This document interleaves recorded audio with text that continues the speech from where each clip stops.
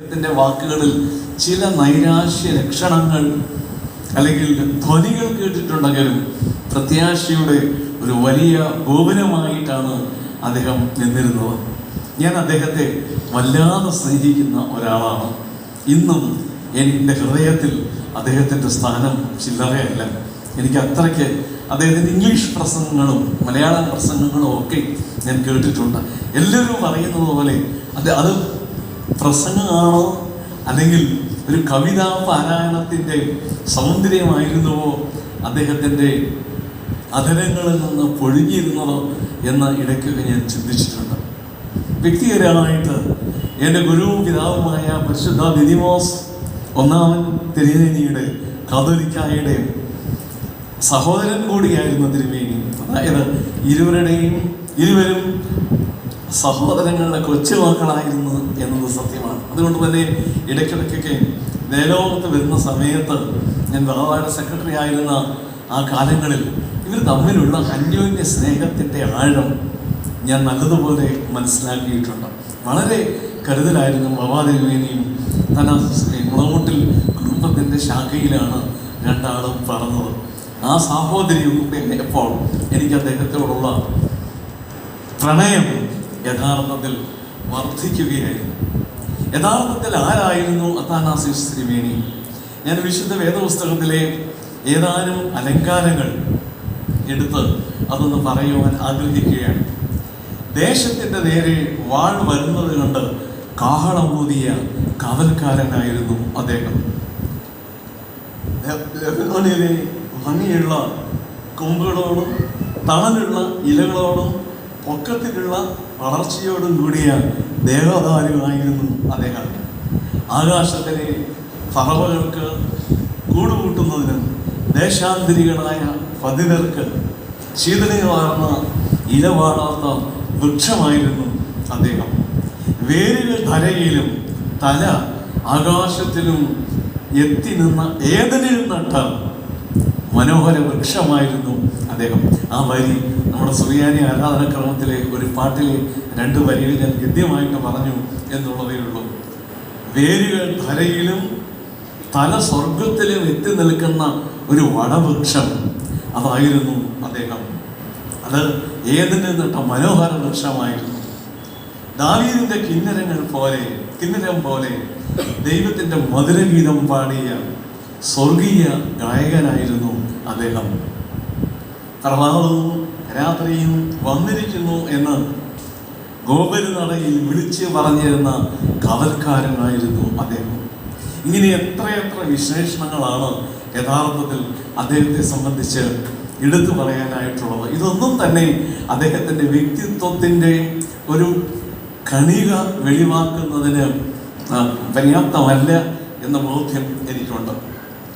യഥാർത്ഥത്തിൽ എന്നോട് സെക്രട്ടറി ആവശ്യപ്പെട്ടത് ആത്മീയത, സർഗാത്മകത, മാനവികത എന്ന 3 വിഷയങ്ങളെ കേന്ദ്രീകരിച്ചുകൊണ്ട് തിരുമേനിയുടെ ചിന്തകൾ പങ്കുവയ്ക്കാനായിട്ടാണ്. യഥാർത്ഥത്തിൽ ഈ 3 സംജ്ഞകളും വളരെ ആഴമായിട്ടുള്ള ചിന്തകൾ കൊണ്ട് നിറഞ്ഞിട്ടുള്ളതാണ്. അതുകൊണ്ട് വളരെ വേഗത്തിൽ അത് പറഞ്ഞു ഫലിപ്പിക്കുവാനായിട്ട് സാധിക്കുമോ എന്നെനിക്ക് അറിഞ്ഞുകൂടാ. അതിനുള്ള പ്രാപ്തിയോ ത്രാണിയോ പാണ്ഡിത്യമോ ഒന്നും എനിക്കില്ല. എങ്കിലും എൻ്റെ ചില ചെറിയ ചിന്തകൾ പങ്കുവയ്ക്കാനായിട്ട് ആഗ്രഹിക്കുകയാണ്. യഥാർത്ഥത്തിൽ അറിയുന്ന തിരുമേനിയുടെ തീർത്ഥാടക ലക്ഷ്യം എന്തായിരുന്നു?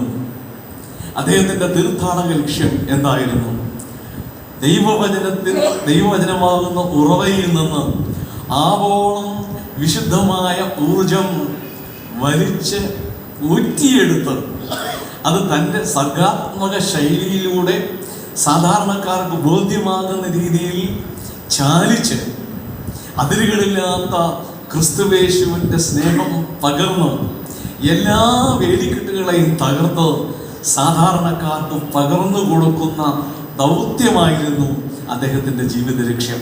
അതുകൊണ്ടാണ് ആത്മീയത, സർഗാത്മകത, മാനവികത ഈ 3 പദങ്ങളും ഒന്നിച്ച് ഈ മഹാപുരോഹിതനിൽ ദർശിക്കുവാനായിട്ട് സാധിക്കുന്നത്.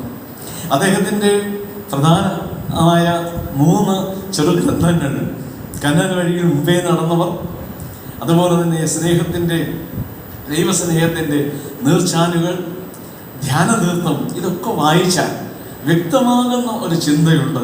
അദ്ദേഹത്തിൻ്റെ ആത്മീയതയുടെ സർവസ്വവും അതിൻ്റെ കേന്ദ്രം കർത്താവായ യേശു ക്രിസ്തുവാണ്.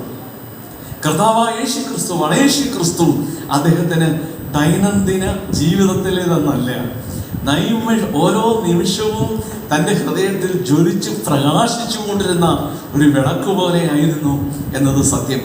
ആ ആന്തരിക വിളക്കിൻ്റെ ശോഭയാണ് യഥാർത്ഥത്തിൽ അദ്ദേഹത്തിൻ്റെ അധരങ്ങളിലൂടെ പൊഴിഞ്ഞ അദ്ദേഹത്തിൻ്റെ വാഗ്ധാരണികളും അദ്ദേഹത്തിൻ്റെ മുഖത്ത് തെളിഞ്ഞു നിന്നിരുന്ന ആ സ്വസ്ഥതയും ശാന്തതയും എന്ന് യാതൊരു തർക്കവും കൂടാതെ പറയുവാനായിട്ട് സാധിക്കും. അതുകൊണ്ട് ദൈവവചനത്തിൽ നിന്ന് ആർജിച്ചെടുത്ത ഊർജമാണ്. ആ ഊർജത്തെ തൻ്റെ തനതായ സർഗാത്മകതയിലൂടെ ചാലിച്ച് സാധാരണക്കാരന് എങ്ങനെ അതിനെ ഉൾക്കൊള്ളുവാനായിട്ട് സാധിക്കും എന്ന് തിരിച്ചറിഞ്ഞ് അത് വെറുതെ നൽകുകയല്ല, അതിരുകളില്ലാത്ത ക്രിസ്തുയേശുവിൻ്റെ സ്നേഹത്തിൽ ചാലിച്ച് അത് അവർക്ക് കൊടുക്കുകയാണ്.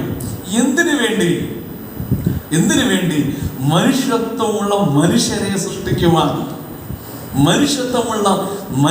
സൃഷ്ടിക്കുവാൻ, വിശ്വാസികളുടെ എണ്ണം കൂട്ടി സഭയെ വളർത്തുവാനായിട്ടല്ല. അതിലൊരു ഭാഗത്ത് നടക്കുന്നുണ്ട്.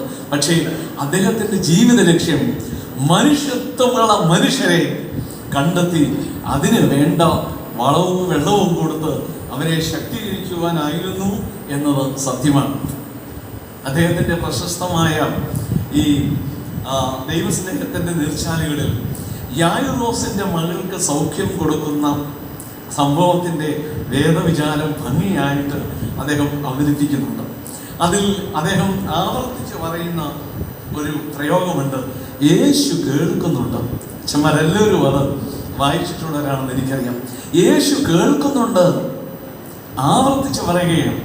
യേശു കേൾക്കുന്നുണ്ട് എന്ന് കേൾക്കുന്ന നാഴികയിൽ തന്നെ നമ്മൾ യായിറോസിൻ്റെ ഭവനത്തിൽ നിന്ന് അങ്ങ് ഇറങ്ങി വന്ന് നമ്മൾ ഹൃദയഭവനത്തിലേക്ക് സ്വയം ഇറങ്ങിച്ചെന്ന് യേശുവിൻ്റെ മധുരസ്വരം കേൾക്കുന്നുണ്ടോ എന്ന് ചിന്തിക്കുവാൻ തക്കമുള്ള പ്രചോദനം.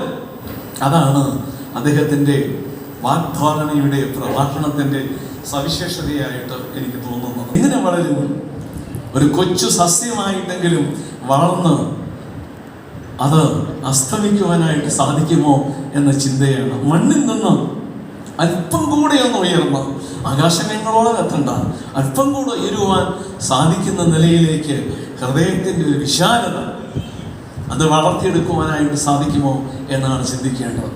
യഥാർത്ഥത്തിൽ നിങ്ങൾ കേട്ടിട്ടുണ്ടോ എന്ന് എനിക്ക് അറിഞ്ഞുകൂടാ, വിയറ്റ്നാമിലെ ഒരു ബുദ്ധ സന്യാസി, അദ്ദേഹത്തിൻ്റെ ഒരു മനോഹരമായ ഗ്രന്ഥം ഉണ്ട്. മലയാളത്തിൽ, ഇംഗ്ലീഷിലത് എ ട്രൂ ലവ് സ്റ്റോറി എന്നുള്ളതാണ്. മലയാളത്തിൽ ബ്രഹ്മചാരിണി എന്ന പേരിൽ തർജ്ജമ ചെയ്തിട്ടുണ്ട്. അതിൽ അദ്ദേഹം പറയുന്നൊരു വാക്യമുണ്ട്, സകല നിന്ദകളും പരിഹാസങ്ങളും ഞാൻ സഹിച്ചു, അവരെന്നെ വല്ലാതെ ഉപദ്രവിച്ചു, അവരെന്നെ വല്ലാതെ ആക്ഷേപിച്ചു, മർദ്ദിച്ചു, എങ്കിലും എൻ്റെ സ്വത്വത്തോട് നീതി പുലർത്തേണ്ടതിന് അവയെല്ലാം ഹൃദയവിശാലതയോടെ ഞാൻ സ്വീകരിച്ചു. എത്ര ആഴമായ വാക്കുകളാണത്! എല്ലാ നിന്ദയും പരിഹാസവും, എല്ലാ തരത്തിലുള്ള ഭീഷണികളും പീഡനങ്ങളും സഹിക്കേണ്ടി വന്നാലും ഞാൻ അവരോടെല്ലാം ക്ഷമിച്ചു. എന്താ കാരണം? എൻ്റെ സ്വത്വത്തോട് എനിക്ക് നീതി പുലർത്തേണ്ടിയിരിക്കുന്നു. That means we should learn, we should discern what is our സ്വത്വം or being. എന്താണ് നമ്മുടെ സ്വത്വം? പൗരോഹിത്യം ആദ്യം തിരിച്ചറിയേണ്ടത് സ്വന്തം സ്വത്വഭാവത്തെ തന്നെയാണ്. ഈ സ്വത്വഭാവം നല്ലതുപോലെ തിരിച്ചറിയുന്നുവെങ്കിൽ നേരിടുന്ന നിന്ദകളോ പരിഹാസങ്ങളോ അതിനെയൊക്കെ ഹൃദയവിശാലതയോടെ സ്വീകരിക്കുവാനായിട്ട് സാധിക്കും. ഇതുപോലെ വളരെ വിശാലമായ ഒരു ഹൃദയത്തിൻ്റെ ഉടമ. അതുകൊണ്ടാണ് അദ്ദേഹത്തിന് വേലിക്കെട്ടുകളില്ലായിരുന്നു. ഒരേ നേരത്ത് പരിശുദ്ധ സഭയുടെ പ്രമാണങ്ങളെ അനുസരിക്കുകയും എന്നാൽ അതേ നേരത്ത് തന്നെ ഇതിനെയെല്ലാം ട്രാൻസെൻഡ് ചെയ്യാനായിട്ടും അദ്ദേഹത്തിന് സാധിച്ചിരുന്നു.